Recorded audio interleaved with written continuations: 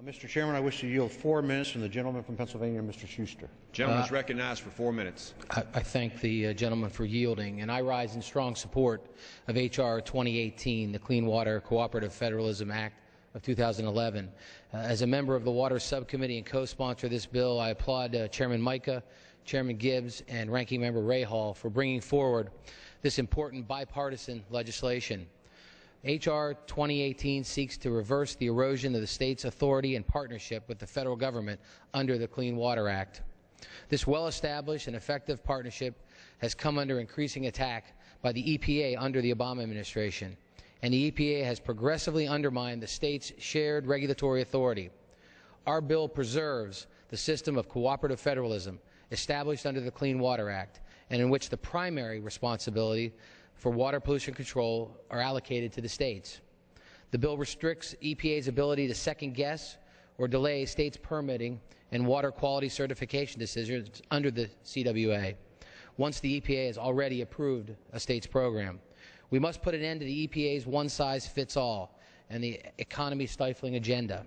This bill ensures a common-sense regulatory regime that protects our environment while at the same time protecting our nation's farmers, miners, and other businesses critical to our economy.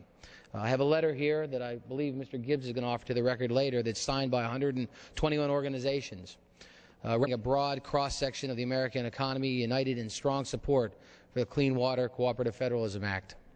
This bill addresses one of the many areas in which the EPA has overstepped their authority and taken actions that are deeply hurtful to our economy.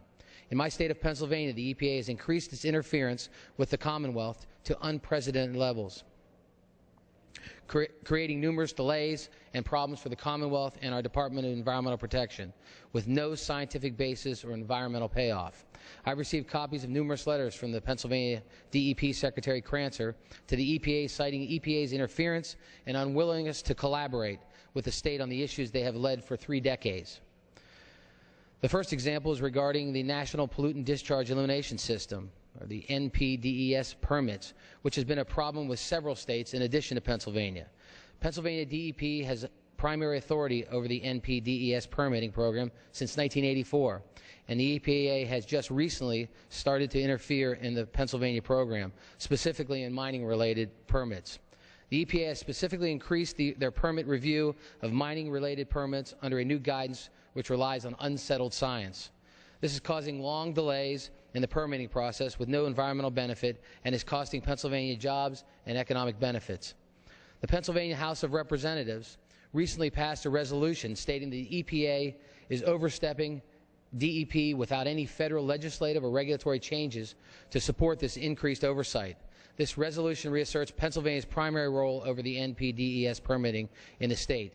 I'd like to submit that resolution for the record. This will be covered under general leave. The EPA has refused to work with the Pennsylvania Department of Environmental Protection on Chesapeake Bay issues to address several problems with the EPA's model that do not accurately reflect Pennsylvania's unique issues. A letter from Secretary Cancel to Lisa Jackson states Pennsylvania DEP and our municipality stakeholders have been frustrated with the EPA's continued failure to acknowledge the challenges of Pennsylvania's unique municipal structure. Pennsylvania does not agree that the TMDL development effort has been collaborative. Again, the EPA sent another letter sent to the EPA for the DEP citing concerns with the state's handling of wastewater for the Marcellus drilling, excessively overstepping the DEP, criticizing their approach and demanding Pennsylvania's sampling and monitoring programs. It seems the EPA is listening more to the New York Times than the state regulatory agencies that are actually regulating and monitoring the issues on the ground.